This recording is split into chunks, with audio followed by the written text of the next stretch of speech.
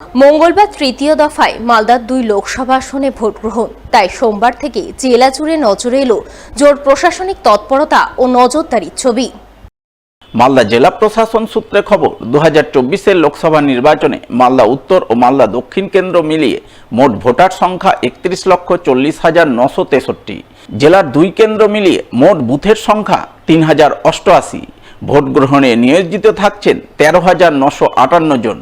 ভোটকর্মীদের রান্না করে খাওয়ানোর জন্য স্বনির্ভর গোষ্ঠীর মহিলাদের নিয়োজিত করা হয়েছে। প্রত্যেক বুথে থাকছে পর্যাপ্ত পানীয় জলের ব্যবস্থা। মালদার 2 লোকসভা কেন্দ্র মিলিয়ে থাকছে 60টি মহিলা ভোটকর্মী পরিচালিত বুথ। এর মধ্যে 33টি থাকছে উত্তর মালদায় এবং 27টি থাকছে দক্ষিণ মালদায়। মডেল বুথ থাকছে 4টি। মডেল বুথগুলি সাজানো হচ্ছে মালদার আম ও রেশম শিল্পের থিম তুলে ধরে। মালদার 2টি লোকসভা কেন্দ্র মিলিয়ে স্পর্শকাতর বুথের সংখ্যা 1700। নেই কোনো অতি স্পর্শকাতর বুথ। প্রতিটি বুথেই থাকছে ওয়েবকাস্টিংয়ের ব্যবস্থা। অবাধ ও সুষ্ঠু নির্বাচন করতে মালদায় নিয়োজিত থাকছে 144 কোম্পানি কেন্দ্রীয় বাহিনী। এছাড়াও থাকছে রাজ্য পুলিশ। ভোটের দিন বহিরাগত দুষ্কৃতীদের অনুপ্রবেশ রুখতে বাংলা ঝাড়খণ্ড এবং বাংলা বিহার সীমান্ত এলাকায় সড়ক ও নদীপথের কড়া নজরদারির ব্যবস্থা রয়েছে। সব মিলিয়ে অবাধ ও শান্তিপূর্ণ নির্বাচন করতে সব ধরনের প্রয়োজনীয় ব্যবস্থা নিয়েছে নির্বাচন কমিশন, তা বলাই বাহুল্য। সোমবার ভোট গ্রহণের প্রাক্কালে মালদা কলেজের ডিসিআরসিতে পুলিশ ট্যাগিং করতে গিয়ে চরম ভোগান্তির মুখে পড়লেন ভোটকর্মীরা। জানিয়ে একাংশ ভোটকর্মীর গলায় শোনা গেল ক্ষোভের সুর। মঙ্গলবার তৃতীয় দফায় মালদায় ভোট গ্রহণ। তাই সোমবার মালদার বিভিন্ন ডিসিআরসিতে জোর ব্যস্ততার ছবি নজরে আসে।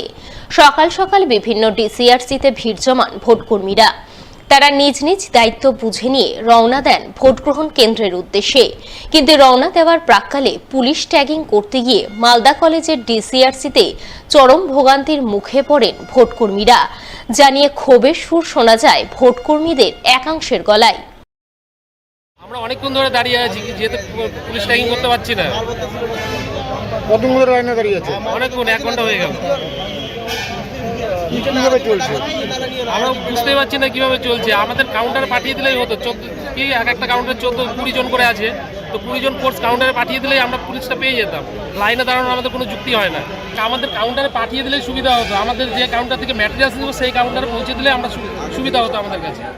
সোমবার মালদা পলিটেকনিকের ডিসিআরসির সামনে মালদা মানিকচক রাজ্য সড়কে তৈরি হলো তীব্র যানজট। দীর্ঘক্ষণ ধরে চলা দীর্ঘ যানজটে চরম ভোগান্তির মুখে পড়লেন সাধারণ মানুষ সহ ভোটকর্মীরা।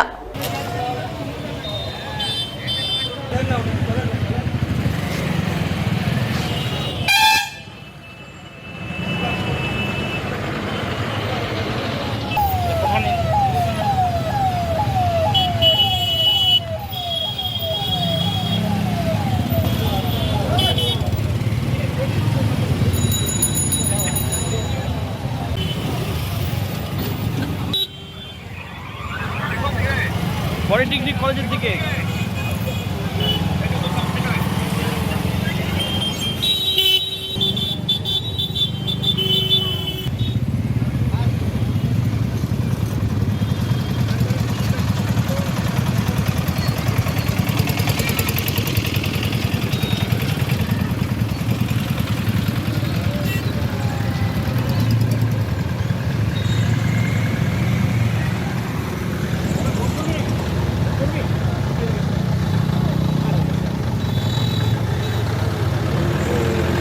রাস্তায় জ্যাম থাকে।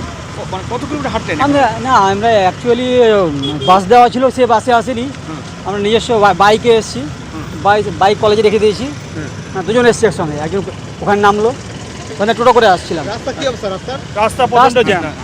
রাস্তা খুবই জ্যাম। আমি 2 কিলোমিটার হেঁটে আসলাম। মানে ঠিকমতো ট্রাফিক কন্ট্রোল নেই, এই জন্যই এরকম জ্যাম। কারণ বিভিন্ন রকমভাবে মানে একই দুটো লাইন বাদ দিয়ে মানুষ ভিতর দিয়ে ঢুকে যাচ্ছে, এই কারণে জ্যামটা হচ্ছে। আমার ডিসিআরসি পড়েছে পলিটেকনিক, কিন্তু প্রায় 2 কিলোমিটার হেঁটে আমাকে আসতে হচ্ছে। রাস্তায় এত জ্যাম, কোনো ট্রাফিক বা কোনো পুলিশি ব্যবস্থা সেরকমভাবে চোখে পড়ছে না। এটাতে অসুবিধা হচ্ছে?